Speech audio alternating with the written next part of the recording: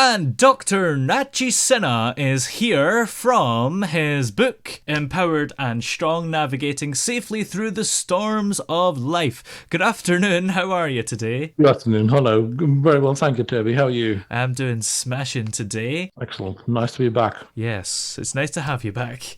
And the latest chapter in this book, chapter 4, I think, is Brake, Not Accelerate. And this is probably a really common thing. I reckon a lot of people listening do this, where they're approaching the traffic lights and they're turning from green to amber and they accelerate rather than braking. If you were on a driving test, I'd imagine you'd brake, but a lot of drivers the only time, would accelerate, wouldn't they? Yeah, on driving tests, you would definitely brake because perhaps that's the only time you would. But you see, that's what happens in life as well, right? I mean, to kind of make sense of the analogy in this, I mean, because just for your listeners, I mean, I didn't write a driving test book just in case you're tuning in now. So the idea was that you got to listen to the signs. You got to see the signs and act accordingly. When the light is turned amber, that's not the point for you to put the accelerator on and go, let's go for it. Even though in life, that's what we do. Case in point, when the going gets tough, the tough get going, work harder, do more, that kind of stuff. But this story is about the exact opposite of what society tells us. What I'm saying is, when you see the amber light, slow down, because if you accelerate, you're going to be the guy who has the accident and the in the traffic, and so to speak. So in life also, when you're noticing stress, when things are getting a bit tricky, don't fall in the trap of saying, okay, I can see the amber. This is like, the stress that I've noticed, a bit of slowing down, a bit of, a problem that I'm noticing. I'm just going to try harder, do more, and I'm going to go right through it. Well, that's where the accidents happen. That's how we get unwell. That's how our lives get messed up. The trick is to slow down a bit. Yeah. Understand what's going on. And that's really interesting, because do you think that it is quite common for people who are stressed to just work it off, maybe? Well, not only that, but Toby, we just think about anybody who you've ever talked to. Every single person that I've talked to, if I ask them about, hey, I'm kind of stuck in a difficult situation, man, or got some exams and stuff, what do I do? They'll say, well, keep at it, keep trying, try. Of course, the famous, story from Scotland, right? So that's what society is always about, isn't it? Like, you got to be tough, you got to try.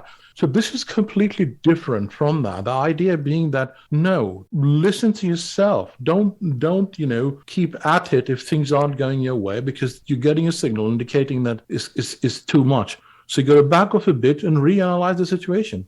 Or even better, like, for example, with students taking exams and stuff, you notice that, right? Like cramming. No, just back up, take it easy, and it does work. I mean, it worked for me. I mean, managed to pass med school because of that, actually. Yeah. It's interesting, though, in terms of exams, because revision for exams is something that different methods work differently for different people. Some people actually do better out of that cramming thing than taking it easy.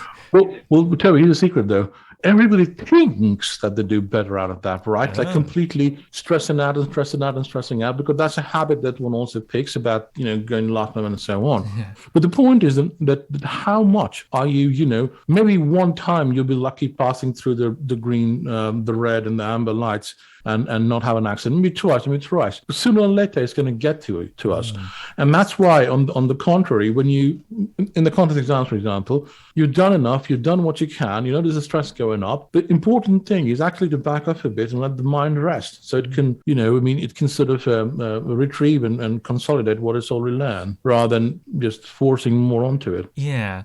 And I've got a question just about the book in general here. Yeah. You seem to come across as perhaps a therapist or a friend that's always there and knows how to deal with a situation. Would you agree with that assessment? Yes. Well, you actually been quite polite. Some of my friends have said I seem to come across as a narcissistic, self-centered, I know everything kind of guy in the book. But see, the problem is that wasn't the intention. I wasn't trying to. I am a psychiatrist. I'm a consultant psychiatrist, and so and I prescribe medication, and so I'm definitely not a therapist from that point of view.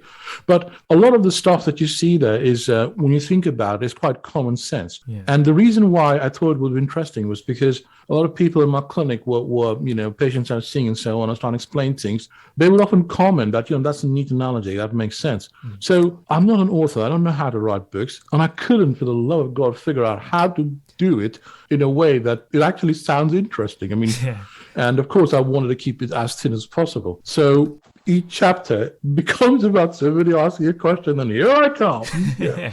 Brimming with narcissism and oozing out of every pore. Yeah, so good at the husband. Yeah, absolutely. Well, that is the chapter Break, Not Accelerate, of course. And that's from the book Empowered and Strong, Navigating Safely Through the Storms of Life by Dr. Nachi Sinha, who's here with us. Many thanks for joining us today, and we'll see you next time. Thank you.